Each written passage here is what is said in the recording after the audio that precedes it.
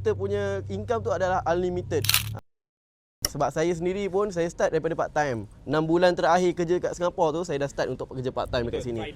So memang struggle lah sebab kita buat ada kerja. Tapi apa salahnya dalam 6 bulan ni kita push diri kita boleh sustain setiap 6 bulan ni, barulah kita lepaskan kerja hakiki kita tu. Kita pun kena cabar diri kita lah untuk keluar daripada zon selesa. Kalau kita masih di takut yang sama, sampai bila-bila kita dekat tempat yang sama. Takkan sampai bila kita nak kerja under orang yang mengarah kita. Kita buat orang suruh buat ni, kita buat ni. Lepas tu sampai gaji amount tu saja, fix saja. Tapi kalau kita dekat sini, kita punya income tu adalah unlimited.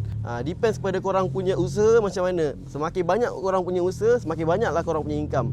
Berdasarkan diri korang.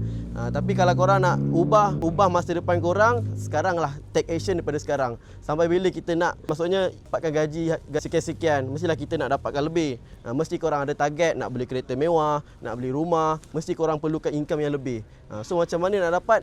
Daripada sekarang lah, usaha lebih. Mungkin sekarang kita kena buat 2-3 kerja, tapi akan datang disebabkan take action sekarang ni boleh mengubah masa depan kita. Nak info tentang hartanah?